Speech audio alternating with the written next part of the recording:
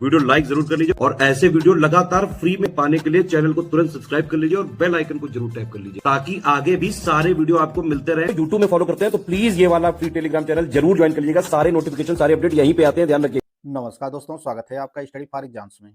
दोस्तों, इस वीडियो में लोग 21 जनवरी 2026 का टॉप 20 करंट अफेयर देखेंगे।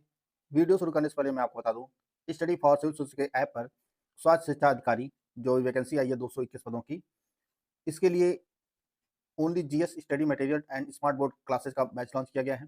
इसमें आपको एकदम शुरुआत से बेसिक से सिर्फ सिलेक्शन वाली तैयारी कराई जाएगी। एग्जाम ओरिएंटेड सिलेक्शन मटेरियल दिया जाएगा, कंप्लीट 50 क्लासेस के नोट्स दिए जाएंगे और इसकी जो वैलिडिटी होगी वह एग्जाम तक होगी। तो जो लोग भी इसकी तैयारी कर रहे हैं तो यह बैच ज्वाइन कर सकते हैं स्टडी फॉर सोल्जर्स के ऐप पर। तो आइए वीडियो शुरू करते हैं और देखते हैं आज का पहला प्रश्न। हम लोग आज का जो पहला प्रश्न है, विरासत के लिए दुनिया का पहला डिजिटल लाइफ वॉल्ट हाल ही में किस कंपनी के द्वारा लॉन्च किया गया है? तो यह सॉलिड्स के द्वारा लॉन्च किया गया है। सॉलिड्स कंपनी ने जो है हाल ही में दुनिया का पहला डिजिटल लाइफ वॉल्ट लॉन्च किया है। तो इसका सी ऑप्शन सही है। बढ़ते हैं अगले क्वेश्चन की तरफ। अगला जो क्वेश्चन है वह है, केमवोल्ट ग्लोबल ने किस राज्य के साथ 5 गीगावाट की गीगा फैक्ट्री स्थापित करने के लिए समझौता किया है? तो यह आंध्र प्रदेश सरकार के साथ केमवोल्ट जो है 5 गीगावाट की गीगा फैक्ट्री स्थापित करने के लिए जो है आंध्र प्रदेश के साथ समझौता किया है। इसका डी ऑप्शन सही है। डॉक्टर सी पलानी वेलु की आत्मकथा पलानी वेलु गट्स के हिंदी संस्करण का विमोचन किसने किया है? तो यह उपराष्ट्रपति सीपी राधाकृष्णन के द्वारा जो है विमोचन किया गया है। डॉक्टर सी पलानी वेलु की आत्मकथा है पलानी वेलु गट्स। इसका सी ऑप्शन सही है। जनवरी 2026 में जापान और भारत ने किस शहर के तट पर संयुक्त खतरनाक और नुकसानदायक पदार्थों HNS प्रतिक्रिया अभ्यास किया है? तो यह जो अभ्यास है आयोजित किया गया मुंबई में। मुंबई में जो है यह अभ्यास भारत और जापान के बीच किया गया है। तो इसका सी ऑप्शन सही है।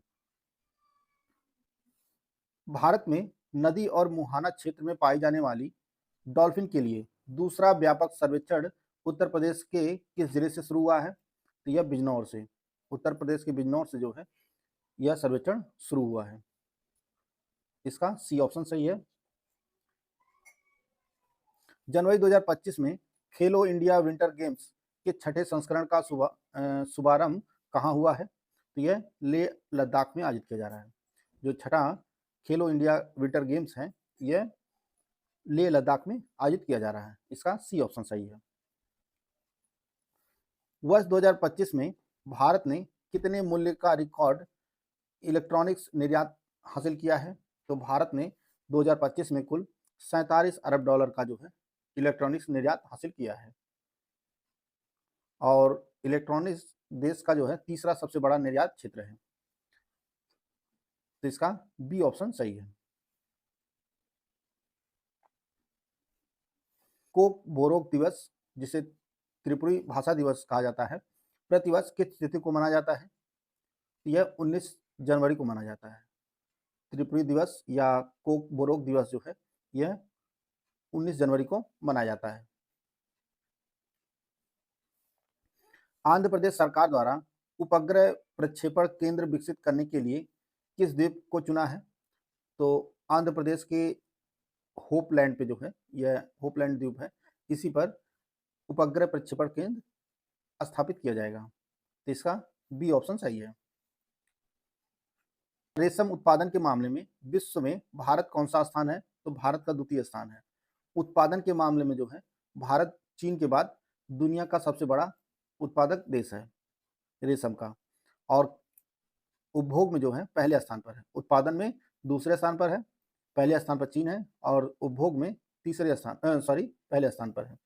इसका डी ऑप्शन सही है। विश्व के 154 देशों के रिस्पॉन्सिबल नेशन इंडेक्स में भारत को कौन सा स्थान मिला है? तो भारत 16वें स्थान पर है। रिस्पॉन्सिबल नेशंस इंडेक्स, जिसे वर्ल्ड इंटेलेक्चुअल फाउंडेशन द्वारा तैयार किया गया है, भारत के नेतृत्व में जो है ये तैयार हुआ है इंडेक्स। इसमें जो है भारत को 16वां स्थान मिला है।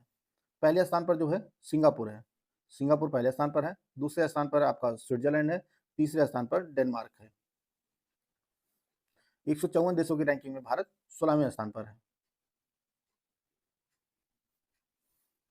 चिप्स टू स्टार्टअप C2S कार्यक्रम किस मंत्रालय की एक पहल है? यह इलेक्ट्रॉनिक्स और सूचना प्रौद्योगिकी मंत्रालय का एक पहल है, जिसे 2022 में शुरू किया गया था, 2022 में। और इसका उद्देश्य स्वदेशी चिप डिजाइन स्टार्टअप को जो है बढ़ावा देना, जो चिप डिजाइन के लिए स्टार्टअप हैं उनको बढ़ावा देने के लिए यह कार्यक्रम शुरू किया गया था, चिप्स टू स्टार्टअप कार्यक्रम। इसका बी ऑप्शन सही है। आरबीआई की एकीकृत ओट्समैन योजना RBIOS 2026 किस तारीख से प्रभावी होगी? तो यह योजना जो है 1 जुलाई 2026 से प्रभावी होगी। यह योजना जो है RBIOS 2026 यह 1 जुलाई से शुरू होगी यह योजना, और यह योजना जो है आरबीआई के द्वारा लॉन्च किया गया है। तो इसका बी ऑप्शन सही है। जनवरी 2026 में 18वां भारत जापान रणनीतिक संवाद कार्यक्रम कहाँ आयोजित किया गया? यह नई दिल्ली में आयोजित किया गया। 18वां भारत जापान रणनीतिक संवाद जो है यह नई दिल्ली में आयोजित किया गया। इसका ए ऑप्शन सही है। सेबी के अध्यक्ष के अनुसार आईपीओ की संख्या के मामले में भारत विश्व में कौन सा स्थान है? तो भारत का जो स्थान है वह पहला स्थान है। भारत जो है आईपीओ की संख्या के मामले में जो है पहले स्थान पर है। भारत आरंभिक सार्वजनिक पेशकश आईपीओ की संख्या के मामले में दुनिया में जो है पहले स्थान पर है। दुनिया का सबसे बड़ा बाजार है, लेकिन मूल्य के दृष्टि से जो है यह दुनिया का तीसरा सबसे बड़ा बाजार है।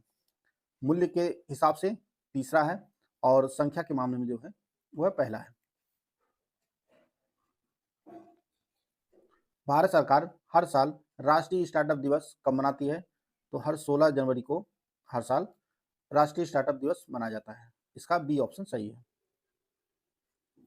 गणतंत्र दिवस 2026 के अवसर पर मुख्य अतिथि के रूप में किन्हें आमंत्रित किया गया है?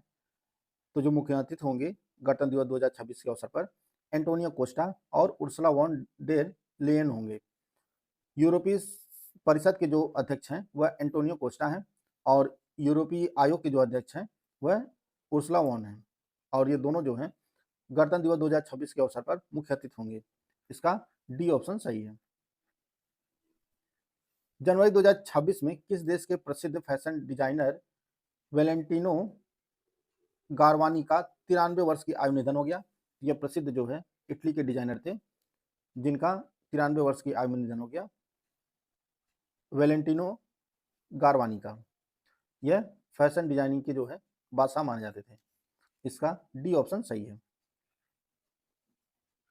भारत और यूएई ने वर्ष 2032 तक द्विपक्षीय व्यापार का कितना लक्ष्य निर्धारित किया है?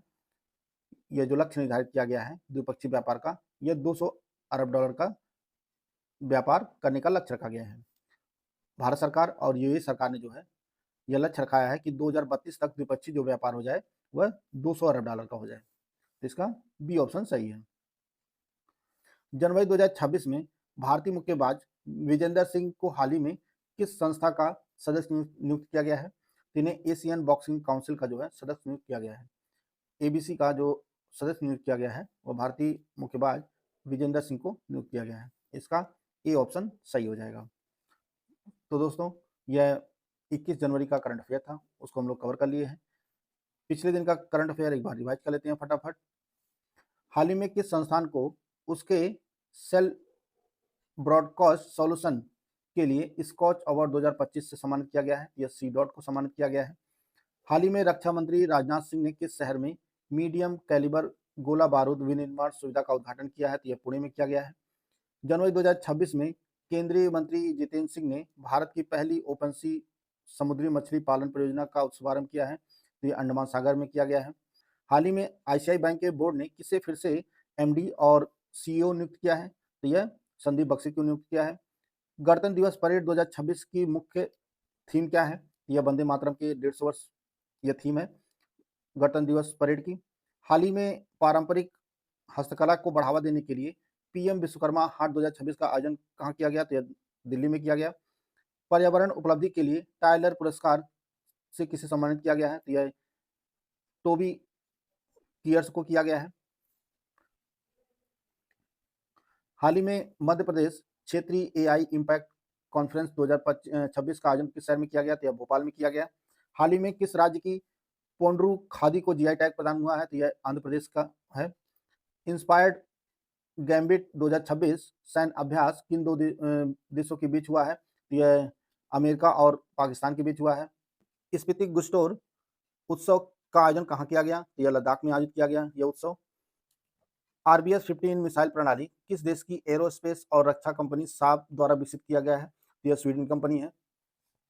आईसीसी अंडर 19 पुरुष टी20 विश्व कप 2026 की मेजबानी किन दो देशों के द्वारा संयुक्त रूप से की जा रही है? तो यह जिम्बाब्वे और नामीबिया के द्वारा की जा रही है। हाल ही में किस राज्य सरकार ने मुख्यमंत्री सेहत योजना शुरू किया है? तो यह पंजाब सरकार ने किया है। हाल ही में किस राज्य में मकर विल्लुकु उत्सव मनाया गया है? तो यह केरल में मनाया गया है। हाल ही में योवेरी मुसेवेनी ने किस देश के राष्ट्रपति का चुनाव जो है 7वीं बार जीता है? तो यह युगांडा के राष्ट्रपति बने हैं योवेरी। हाल ही में प्रधानमंत्री मोदी ने किस राज्य में 6,957 करोड़ की काजीरंगा एविएटर कॉरिडोर परियोजना की आधारशिला रखा है? तो यह असम में रखा है। हाल ही में एमएसएमई मंत्रालय ने हिमाचल प्रदेश के किन दो स्थानों पर टेक्नोलॉजी सेंटर स्थापित करने को मंजूरी दिया है? यह ऊना का पंडोगा है और परवाणु जो सोलन जिले में स्थित है यहाँ पर स्थापित किया जाएगा। हाल ही में जारी आंकड़ों के अनुसार कौन से दो देश भारतीय दवाओं के लिए प्रमुख नए और बड़े बाजार बनकर उभरे हैं? तो यह नाइजीरिया और ब्राजील बन के उभरे हैं। दावोस स्विट्जरलैंड में आयोजित विश्व आर्थिक मंच की वार्षिक बैठक 2026 का मुख्य विषय क्या है? यह संवाद की भावना, यह इसकी थीम है। तो दोस्तों यह महत्वपूर्ण करंट अफेयर थे जिसको हम लोग इस वीडियो में कवर कर लिए हैं। वीडियो अगर आपको अच्छा लगे तो लाइक कर सकते हैं, चैनल को सब्सक्राइब कर लीजिए। मिलते हैं नेक्स्ट वीडियो में, तब तक के लिए जय हिंद, जय भारत।